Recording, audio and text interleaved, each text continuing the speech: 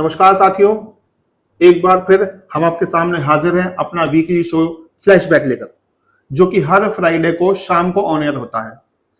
आज हम बात करेंगे मेरठ की भगत सिंह मार्केट में नईम गाजी हत्याकांड की। नईम गाजी भगत सिंह मार्केट के अध्यक्ष थे और उनकी बड़ी ही निर्मम तरीके से सिर में रॉड मारकर, धारदार हथियार से काटकर और फिर उनके शव के कई टुकड़े कटर से करके शव को, जो यहां पर मोदीपुरम के पास पीएसी है, वहां नाले में फेंका गया था। इस जघन्य हत्याकांड के बाद सांप्रदायिक तनाव के भी माहौल हो गया था और इस घटना की जो लाइव रिपोर्टिंग करने वाले सीनियर रिपोर्टर गजेंद्र चौधरी जी हमारे साथ है। गजेंद्र जी, बताइए क्या था यह हत्याकांड? ये मुस्तकीम भाई, ये 12 दिसंबर 2016 की घटना है। कोतवाली थाने में एक मुकदमा दर्ज किया गया जो भगत सिंह मार्केट है हापुड़ अड्डे पर। तो भगत सिंह मार्केट के जो प्रधान थे नईम गाजी, उनके अपहरण की एक रिपोर्ट दर्ज होती है। नईम गाजी क्योंकि भगत सिंह मार्केट का प्रधान था तो थोड़ा हलचल मची कि अचानक भाई भगत सिंह मार्केट का प्रधान कैसे लापता हो गया। तो कोतवाली थाने में मुकदमा दर्ज किया गया। एक दिन हुआ, 2 दिन हुआ, शक के आधार पर जो उसका भाई अदनान, उसने शक के आधार पर जो भगत सिंह मार्केट में दुकान 4-5 दुकानें थी, शास्त्री नगर का रहने वाला प्रेत विहार का एक लड़का अभिषेक उर्फ हैप्पी, इस पर डाउट किया कि मेरा भाई इनके यहाँ घर पर आता जाता था, तो हो सकता है कि इन्होंने अपहरण किया हो उसको या मार दिया हो। तो उसने शक के आधार पर इसका नाम लिया अभिषेक हैप्पी का। कोतवाली पुलिस ने उसके भाई अदनान के शक के जो शक किया गया था उसके आधार पर उसको पुलिस पकड़ के गए है। 8 दिन अभिषेक उर्फ हैप्पी 8 दिन पुलिस कस्टडी में बैठा रहा। पुलिस ने उससे कई बार पूछताछ की लेकिन उसका कोई अता पता नहीं चला। जब उसको अता पता नहीं चला तो उसके चक्कर में माहौल दिन पे दिन गरमाने लगा, क्योंकि भगत सिंह मार्केट का प्रधान था नईम गाजी। तो इस बात में माहौल गरमाने लगा और हिंदू मुस्लिम होने के थोड़े थोड़े आसार बनने लगे। इससे पुलिस भी थोड़ा तनाव में थी कि भाई भगत सिंह मार्केट का प्रधान आके कहाँ लापता हो गया। पुलिस ने तमाम सीसीटीवी कैमरे की फुटेज खंगा ली, लेकिन कोई ऐसा महत्वपूर्ण सुराग मिल नहीं पा रहा था। जब नहीं मिल पा रहा था तो उसमें कहा कि भाई नईम गाजी से इससे जो अभिषेक हैप्पी से कई बार पूछताछ की, लेकिन इसने कहा कि मैं नईम गाजी से मेरा कोई लेना देना नहीं, ना वो मिला। जानता हूं लेकिन मैं उससे मिला नहीं हूँ। तो वो कर रहा था, और कोई ऑप्शन नहीं था। तो भाजपा के जो कुछ नेता थे वो दबाव बनाते थे थाने में। तो कई बार हंगामा भी करा भाजपा के लोगों ने कि आपने 8 दिन से बिना आरोप के, बिना एफआईआर दर्ज करे उस लड़के को बैठा रखा। तो इस बात को लेकर बीच बीच में थानों में हंगामा भी चलता रहा। अब नौचंदी थाने का मामला था? नहीं, कोतवाली थाने का मामला था ये। जब अब ये बड़ा सवाल ये था कि 20 तारीख जो आपने कहा कि भाई 20 तारीख को उसका शव मोदीपुरम में पीएससी, जो 6ठी वाहिनी पीएससी, उसके बराबर में जो डोलडी का जो रजवाया जा रहा है उसमें उसकी बॉडी मिली थी। जब इसकी बॉडी मिली तो ये भी बॉडी कैसे मिली, किसने मारा, ये बड़ा शंका का वो था। उस दिन की घटना मुझे बिल्कुल आज भी याद है। 20 तारीख की रात की बात थी। 20 तारीख को जो मुसलमान है, जो मुस्लिम समुदाय के लोग हैं, उन्होंने एक ऐलान किया था, एक मीटिंग की थी। उन्होंने कहा कि भाई नईम गाजी के अपहरण का खुलासा नहीं हो पा रहा, उसे वो बरामद नहीं किया जा रहा, उसको लेके हम अगले दिन जो यानी कि 21 तारीख को अगर ये नईम गाजी नहीं मिलते तो हम डीआईजी ऑफिस पे शिकायत पत्र लेके जाएंगे, शिकायत करने जाएंगे, डीआईजी साहब से मिलेंगे। अब ये जब डीआईजी साहब से मिलेंगे तो ये लगा कि भाई हो सकता है कि संख्या ज्यादा हो, 2000 हो, 3000 हो। इसको लेके आसपास के जिलों से पुलिस फोर्स भी बुलाया गया। गाजियाबाद, जैसे हमारे पास का जिला गाजियाबाद है, हापुड़ है, बुलंदशहर है, मुजफ्फरनगर है, यहाँ का पुलिस फोर्स बहुत बुला लिया।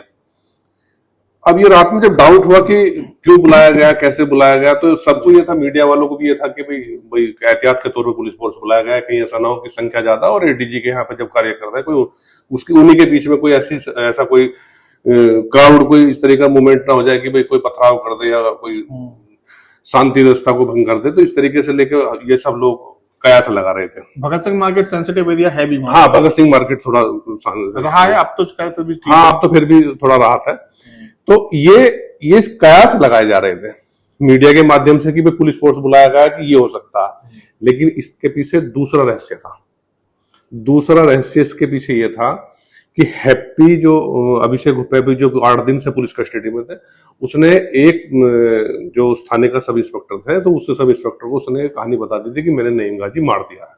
अच्छा। ये बात पुलिस के कुछ अधिकारियों को पता थी, खासकर एसएसपी को।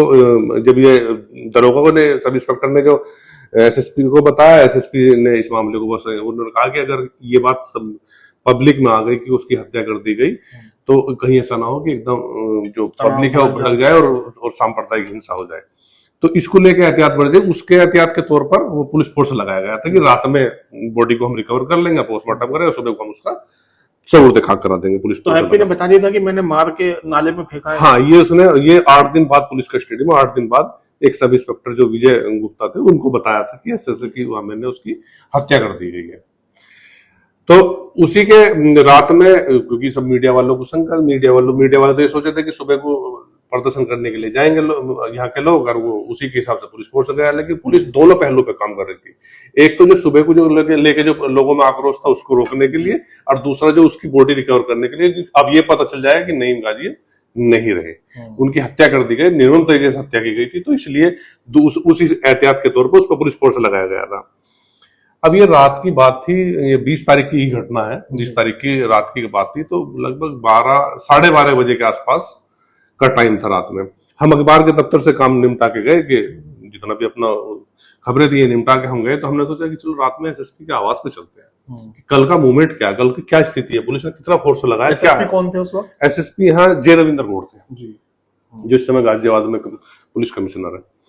तो उनको हम गए तो हमने देखा कि वहां एसएसपी के आवास पर मीटिंग चल रही थी। जब मैं वहां पहुंचा एसएसपी के आवास पर, तो ये इत्तेफाक था कि वहां एक प्रतिद्वंदी अखबार का रिपोर्टर भी मौजूद था। जी।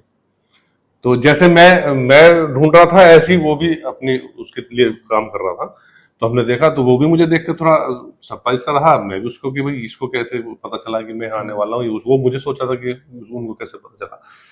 हम दोनों ही जब मीटिंग की, तो जितने भी पुलिस वाले, कप्तान साहब जो एसएसपी थे, वो मीटिंग ले रहे थे सब कल के लिए, जो अगले दिन का जो मूवमेंट था, कि अगले दिन किस तरीके से हम उसको कंट्रोल करेंगे, लाइन ऑर्डर किस तरीके से बना कर रखें, उसको लेके एक मीटिंग चल रही थी।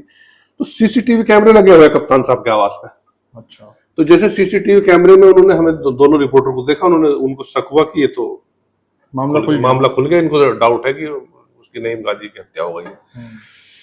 तो उन्होंने सभी जितने मीटिंग में जो अधिकारी थे, एसपी सिटी, एसपी देहात, एसपी ट्रैफिक और तमाम सीओज, थानेदार, उनसे कहा कि अगर किसी ने भी बाहर जाके, रिपोर्टर दोनों बाहर खड़े हैं बड़े अखबार के, अगर तुमने किसी को बता दी तो सस्पेंड कर दूंगा।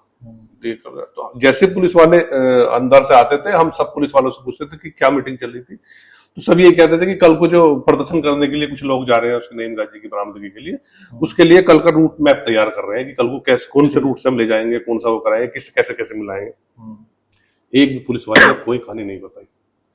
ये बड़ा चौंकाने वाला था, क्योंकि पुलिस वालों की संख्या भी कम से कम 50 पुलिस वाले थे जो अधिकारी थे, लेकिन किसी भी संबंध भी ठीक थे, लेकिन किसी ने ये नहीं कहा, क्योंकि अंदर से चेतावनी मिली हुई थी, तो कोई बताने को तैयार नहीं था। तो हमने रात के 12:30 बजे का टाइम था, हमने देखा कोई बता नहीं, मगर ठीक तो कोई बता नहीं, ना कुछ तो रहस्य है। तो हम दोनों रिपोर्टर, हम दोनों कप्तान साहब के आवास में अंदर चले गए। मतलब आवास में तो थे, लेकिन जहां वो कैंप का एरिया बैठे हुए थे, हम उसी में चले गए। और हमने उनसे पूछा, ये 2 टुक में हमने सवाल कहा, सर एक ही सवाल करना है कि नईम गाजी की हत्या हो गई है, नईम गाजी की बॉडी मिली है, क्या है मामला। तो उन्होंने बड़े ही सफाई से कहा कि नहीं, हमें कोई नईम गाजी की जानकारी नहीं है। तो हमने पूछा कि आपने इतना बड़ा फोर्स किया, रात में मीटिंग की, तो क्या मामला था कि जो लाइन ऑर्डर किया। तो उन्होंने कहा कल उन लोगों ने कुछ प्रदर्शन करने के लिए एडी साहब के यहाँ कार्यालय पे ज्ञापन देना चाह रहे होंगे, तो हमने उसी का रूट मैप तैयार करने के लिए, तो उन्होंने भी बिल्कुल एकदम सफाई से झूठ बोल दिया कि नहीं ऐसा कुछ नहीं। तो हम वहां से निकल गए। तो हम फिर रिपोर्टर जैसे एक दूसरे से डिस्कस करते हैं, तो हमने भी ऐसे किया कि भाई क्या करना चाहिए। तो क्योंकि बॉडी तो अभी पोस्टमार्टम पे बॉडी नहीं गई थी, ये तो पता चल गया था कि बॉडी वहां है, हमें नहीं पता चला, पुलिस को पता चल गया था कि बॉडी रजवाइन में मिली, रजवाइन तलाश शुरू हो चुकी थी। तलाश शुरू हो, कुछ पुलिस वाले उसे लेने के लिए चले गए थे, क्योंकि रात का समय हो गया, समय बढ़ता जा रहा था। 12:30 बजे से इतना ये मूवमेंट चला, तो 1 बज गया। तो हमने तमाम इधर उधर पोस्टमार्टम में भी दिखवाया कि पोस्टमार्टम पे कोई बॉडी तो नहीं है, पोस्टमार्टम में सब सन्नाटा, तो कहीं से कुछ इनपुट नहीं मिला। फिर हमने मन ये बनाया कि यार चलो छोड़ो, देखते हैं कि कहीं ऐसा ना हो कि ये बात सही हो कि पुलिस वाकई में ये इसलिए रूट मैप तैयार कर रही हो कि सुबह लोग प्रदर्शन करने के जाएंगे, एडी साहब के यहाँ ज्ञापन देने जा रहे हो। तो देखते हैं, जो कल होगा सो देखी जाएगी। तो हमने दोनों रिपोर्टर वहां से आ गए। तो हम मतलब 2-2:30 बजे तक हम लगातार मोबाइल पे और तमाम इधर उधर कॉल करके जो सोर्स रहे उनसे भी पता कराया, लेकिन कहीं से कोई ये इनपुट नहीं मिला। डाउट तो था कि उसकी हत्या कर दी गई, उसकी बॉडी पुलिस को पता चल गई, लेकिन श्योर नहीं थे। अब ये डाउट ये तो था कि भाई हम मार तो दिया उसको, लेकिन कहाँ बॉडी है, कहीं ऐसा ना हो कि हमारी कोई सूचना कोई छोटा मोटा जो हमें क्लू मिला कहीं ऐसा ना हो कि गलत हो, ये सुबह एडीजी कार्यालय के बजाय अखबारों के दफ्तर में ना आ जाए, भाई ये पूछने लगे कि बताओ जी आपने लिख दिया कि कहाँ है उसकी बॉडी है। तो हम थोड़ा सा डाउट में रहे और ये रिस्क ले लिया कि नहीं लिखेंगे आज, कोई बात नहीं, कल लिख लेंगे। तो हम अगले दिन जाके हम 2:30-3 बजे तक हम मूवमेंट हमारा रहा लगातार, लेकिन पुलिस ने उसमें हमें कोई ऐसा कोई साक्ष्य नहीं हो पाया। हाँ, डिस्क्लोज नहीं हो पाया। महत्वपूर्ण कोई ऐसा सुराग भी नहीं था जिसके आधार पर हम लिख सकते थे। अखबार भी रुका उस दिन थोड़ा देर अखबार के लिए होगा, क्योंकि लगातार संपादक जी थे यहाँ राजीव सिंह, तो उनसे भी बात हो रही थी, सर कि ये सिचुएशन है और ऐसे तो थोड़ी देर अखबार भी रोका गया कि नहीं थोड़ा वेट कर लेते हैं, कुछ पता कर लो। ये तो उन्होंने जो तमाम अपने सोर्सों से इधर उधर से पता कराया, लेकिन कोई ऐसा महत्वपूर्ण पुष्टि नहीं हो पाई कि उसकी हत्या कर दी गई या उसकी बॉडी मिल गई। तो पता कैसे चला फिर, ये कैसे खुला? नहीं, उस दिन घटना ही नहीं खुली है, अगले दिन खुली। हाँ, तो अब जब हम अपने घर चले जाते हैं 3 बजे के बाद, 3 बजे के बाद जब रात में हम अपने घर चले गए, तो सुबह 5 बजे सूचना है कि पूरा मार्केट जो भगत सिंह मार्केट है पूरा सील कर दिया गया, कर्फ्यू जैसे हालात कर दिए गए, पूरा एकदम सील पैक है, पुलिस फोर्स पीएससी तमाम फोर्स लगा दिया गया और नईम गाजी की बॉडी मिल गई। ये सूचना हमें 5 बजे मिली सुबह। हम अपना वहां से उठ गए, हमने देखा कि पहले तो अखबार देखा, कहीं ऐसा तो नहीं कि दूसरा अखबार ने लिख दिया, तो वो कहीं छपा नहीं था। फिर उसके बाद हम आए तो हमने देखा कि भगत सिंह मार्केट पूरा हापुड़ अड्डा सील पैक हो रहा है। तो हम पुलिस फोर्स इधर उधर की आसपास के बुलंदशहर, हापुड़, गाजियाबाद, मेरठ, मुजफ्फरनगर तमाम जिले की पुलिस फोर्स सब बुला रखी है और उसमें सब सील पैक कर रखा है। हम धीरे धीरे घूमते हमने इंगाजी के घर पहुंचे तो पता चला कि उसकी बॉडी और अभिषेक हैप्पी ने इस घटना को अंजाम दिया। अब अभिषेक हैप्पी ने अंजाम दिया, हमने कहा 8 दिन से पुलिस कस्टडी में एक आरोपी बैठा हुआ है, लगातार उससे पुलिस इन्वेस्टिगेशन कर रही है और वो 8 दिन से नहीं बता रहा, अचानक ऐसे कैसे बता दिया उसने, तो ये रहस्य का बात थी। तो पुलिस ने जो अभिषेक हैप्पी जो आरोपी है, इसमें आरोपी था, तो उसमें उसके चाचा जो अधिवक्ता है आनंद शर्मा, उसके आनंद शर्मा की जो लड़की है उसको और उसके दामाद को और उनकी पत्नी को, सरिता, एक रिश्तेदार इसमें और था भाई। हाँ, एक रामाशंकर, जो तो खुलासे के बाद इनपुट धीरे धीरे मिलते चले। तो इन लोगों को सबको अरेस्ट हिरासत में ले लिया। हिरासत में लेके, क्योंकि तमाम ये था कि आक्रोश बहुत था कि नईम गाजी भगत सिंह मार्केट के प्रधान की हत्या कर दी और हत्या भी बड़ी जघन्य तरीके से की गई थी। जो मारा और मारने के बाद उसको कटर से काटा गया, छोटे छोटे टुकड़े बना के काटा गया। तो अब ये लगा था कि इसको क्यों मारा, कारण क्या था इसका मारने के पीछे, क्यों मारेगा भाई, इस तरीके से क्यों करेगा।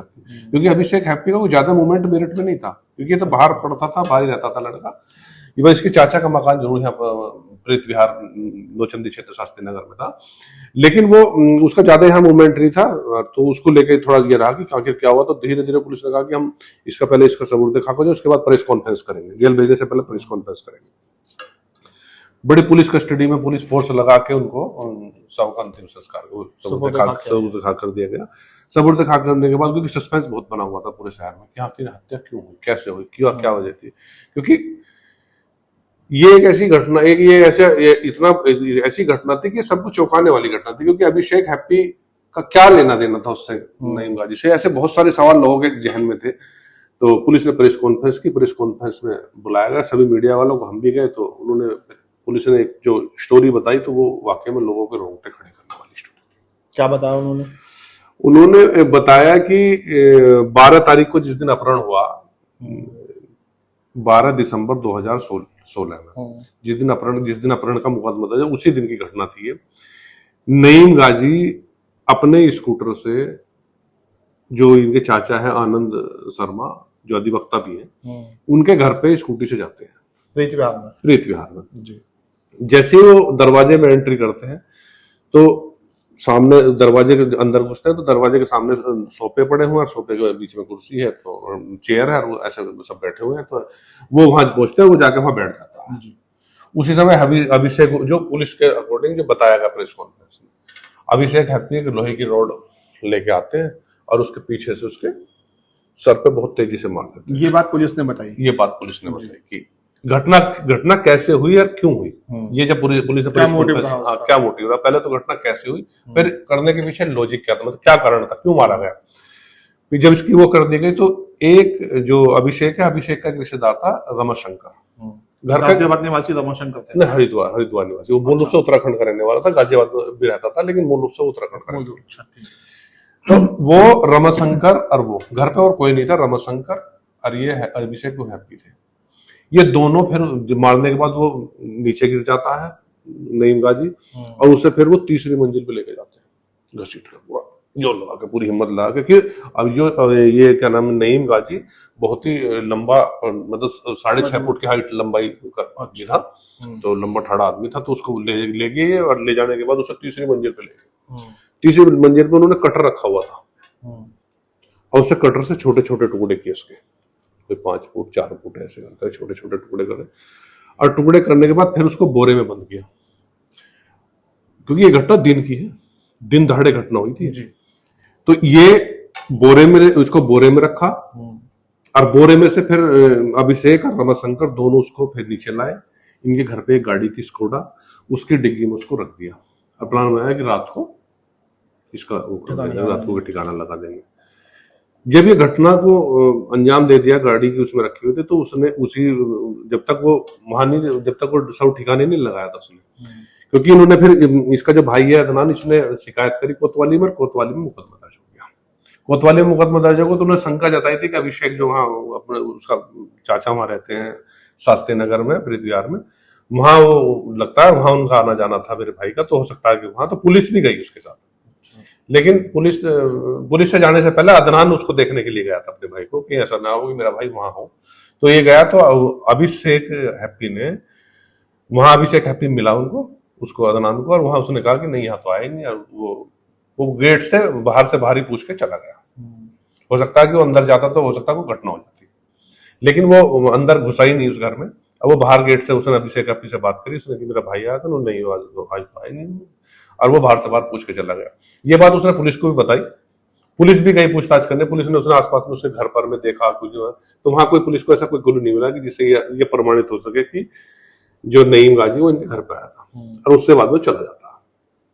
उस तरह तो फिर जब उन्होंने ज्यादा शक गहरा गया तो अभिषेक पुलिस कस्टडी में था, जो भी आपको बताया कि 8 दिन से पुलिस कस्टडी में था।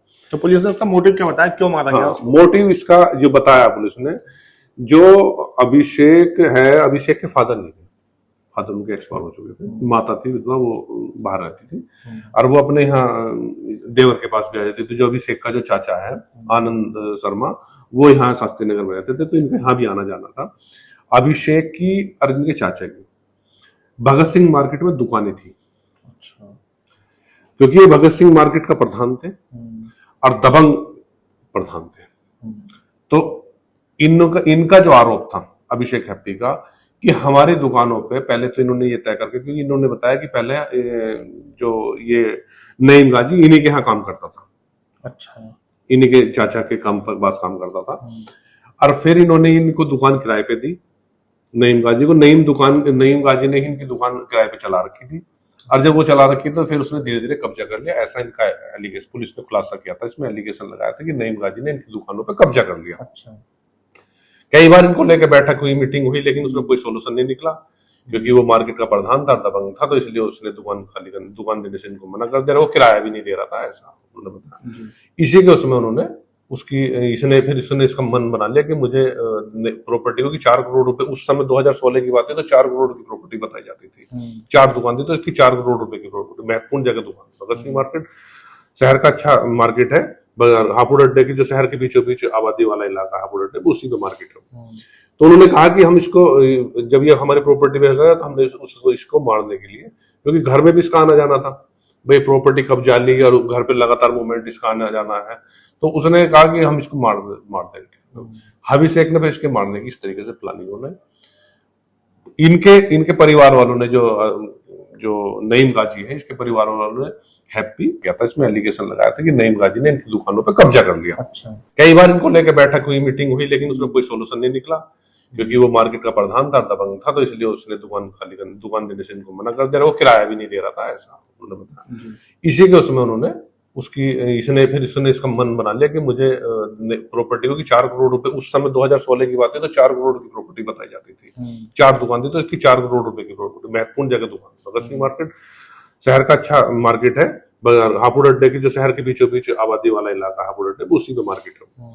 तो उन्होंने कहा कि हम इसको, जब ये हमारी प्रॉपर्टी में गया, तो हमने इसको मारने के लिए, क्योंकि घर में भी इसका आना जाना था, भाई प्रॉपर्टी कब जा ली और घर पे लगातार मूवमेंट इसका आना जाना है, तो उसने कहा कि हम इसको मार देंगे। तो हाफिज शेख ने फिर इसके मारने की इस तरीके से प्लानिंग होने, इनके परिवार वालों ने, जो नईम गाजी है, इसके परिवार वालों ने हैप्पी का जो चाचा है आनंद शर्मा, उनकी, अब इसकी चाची सरिता, और इनकी जो आनंद शर्मा की जो बेटिया है कशिश, उसको, और उनके दामाद को, सबको नामजद कराया। 6 लोगों को नामजद कराया, रमाशंकर और अभिषेक, 6 लोग नामजद कराए। पुलिस ने सबको पकड़ लिया। रमाशंकर बाद में मिला, क्योंकि रमाशंकर घटना के बाद चला गया था। इस तरीके से इन्होंने पूरी घटना को अंजाम दिया, और फिर ये इस घटना में ये पूरी कहानी है। तो फिर इस घटना का ट्रायल चला। हाँ, इस केस में हाँ, क्या नतीजा हासिल हुआ फिर? ट्रायल से पहले मैं आपको बता दूं कि इस घटना को, जिस तरीके से इन्होंने जिस तरीके से इस घटना को अंजाम दिया, इन्होंने प्लानिंग बहुत एकदम बिल्कुल, या तो कोई मूवी देख के इस तरीके से प्लानिंग, मतलब थोड़ा सा मैं आपको, मतलब जिसने भी इस हत्याकांड को अंजाम दिया था उसने, हाँ, जिसने भी अंजाम दिया उसको, तो उसमें ये पता चला कि जो इसका चाचा था रमाशंकर, ये पुलिस, ये सब बातें पुलिस के हवाले से बताई जा रही है। ये पुलिस के हवाले से बताइए, पुलिस ने प्रेस कॉन्फ्रेंस में खुलासा भी किया इसका, क्योंकि ये तमाम सवाल उठे कि स्कूटी कहाँ चली गई इसकी। आप भाई, वो नईम गाजी तो स्कूटी लेके गया था उसके घर पे, स्कूटी कहाँ चली गई? स्कूटी नईम गाजी की, जब ये अपहरण वाली बात चली, तो स्कूटी इसके रेलवे स्टेशन पे मिली थी। जब अभिषेक इसको, जब नईम गाजी को ढूंढा जा रहा था, तो इसकी स्कूटी वहां मिली थी, और स्कूटी पे कवर नहीं था। जो सीट होती है जिसपे बैठते हैं, उससे वो सीट का जो ऊपर वाला कवर था वो उखड़ा हुआ था। तो जब सीट का कवर उठा था, तो एक सीसीटीवी कैमरे में एक स्कूटी दिखाई दी थी जिसका सीट कवर नहीं था। तो पुलिस को ये तो डाउट लगा था कि घटना कुछ ऐसा है कि इसकी स्कूटी रेलवे स्टेशन पर कोई लेके गया, क्योंकि वो जो रमाशंकर था, वो उनके परिवार का सदस्य नहीं था, वो दूर का रिश्तेदार था जिसे अभिषेक ही जानता था। तो अभिषेक ने तो कुछ बताया नहीं, अभिषेक तो पुलिस कस्टडी में था। अभिषेक ने तो पूरा ये घटना बताया, घटना के 8 दिन बाद बताया, लेकिन उससे पहले इसने रवि, उसको फोटो दिखाया गया, इसको जानते हो उन्होंने, मैं तो नहीं जानता। और आनंद शर्मा उसको जानते ही नहीं थे, ना आनंद शर्मा जानते थे, आनंद शर्मा का परिवार जानता था रमाशंकर को। तो अब रमाशंकर तो रेलवे स्टेशन से बैठ के चला गया था। अब पुलिस के लिए चुनौती थी कि वो जो स्कूटी वहां लेके गया, वो कौन ले गया। एक सीसीटीवी कैमरा मिला था, लेकिन उस सीसीटीवी कैमरे से पुष्टि नहीं हो पा रहा था कि स्कूटी तो गई है, लेकिन स्कूटी को कौन ले गया, कहाँ ले गया, कुछ पता नहीं चल पा रहा था, क्योंकि रमाशंकर का कोई लिंक भी नहीं था इनसे। तो रमाशंकर बड़ा सस्पेंस बना हुआ था। हालांकि बाद में रमाशंकर पकड़ा भी गया, जेल भी गया। तो ये घटना को इस तरीके से पूरी प्लानिंग के तहत इस वारदात को अंजाम दिया गया था। इस तरीके से पूरा घटना का खुलासा हुआ था।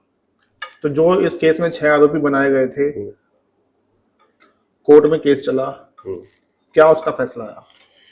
ये लंबे समय कोर्ट में केस चला, और 29 अगस्त 2019 को 29 अगस्त 2019 को लगभग 3 साल के आसपास 3 साल तक चला। इसमें पुलिस ने 26 गवाह बनाए। पुलिस के लोग भी थे, इनके परिवार के लोग भी थे, जो अदनान खुद गवाह था, इसमें चश्मदीद गवाह बनाया गया, इसमें बाकी परिवार के लोग गवाह बनाए गए। टोटल 26 गवाह इस पूरे केस में बनाए गए। अब 26 जब गवाह, तो 29 अगस्त 2019 को कोर्ट ने फैसला सुनाया कि सभी जो 6 आरोपी थे, सभी को बरी कर दिया गया। तो ये अखबारों में भी चला कि भाई घटना को पुलिस ने इतने तरीके से सनसनीखेज से खुलासा किया। अब नईम गाजी के जो छोटे छोटे टुकड़े मिले थे, वो रजवाई में मिले थे। आखिर तो नईम गाजी को किसने मारा, जब ये बरी कर दिया तो किसने मारा, तमाम सवाल उठे। हालांकि ये बात पुष्ट प्रमाणित नहीं है, लेकिन ये बताया गया था कि इन दोनों के परिवारों के बीच में जो दुकानों को लेकर जो विवाद हुआ था, इसमें समझौता हो गया था। समझौते के चलते फिर इन्होंने जितने भी गवाह बनाए गए, सब अपने बयानों से मुकर गए थे। अच्छा, हाँ, मतलब इनके घर के परिवार के जो लोग जो सब मुकर गए कि इनका कोई, हाँ, इसका कोई रोल नहीं है। तो इसी वजह से फिर कोर्ट ने कोई एविडेंस नहीं मिला, कोई नहीं, तो उसी के आधार पर इनको बरी कर दिया। ये पूरा का पूरा घटनाक्रम इसका था। तो क्राइम की ऐसी ही अन्य घटनाओं के लिए हम आपके सामने हाजिर होते रहेंगे। आप देखते रहिए अमरउजाला.com। आपके राज्य की खबरें, आपके शहर की खबरें सबसे पहले जानने के लिए देखते रहें अमर उजाला। चैनल को सब्सक्राइब जरूर कर लें और पाएं हर अपडेट।